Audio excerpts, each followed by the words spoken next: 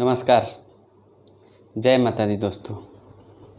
बता दें दोस्तों कि सुपरस्टार प्रमोद प्रेमी जी का छठ गीत रिकॉर्डिंग कंप्लीट हो गया है, तो आप लोग को बहुत जल्द सुनने को मिलेगा। सुपरस्टार प्रमोद प्रेमी जी के छठ गीत का रिकॉर्डिंग कंप्लीट हो चुका है।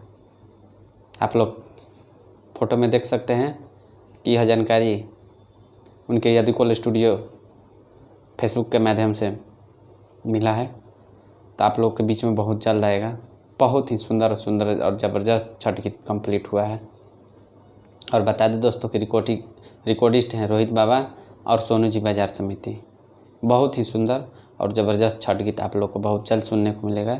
तो आप लोग हमारे चैनल को सब्सक्राइब करें ताकि आप लोग को बराबर हम अपडेट देते रहें और आप लोग हमसे जुड़े रहें।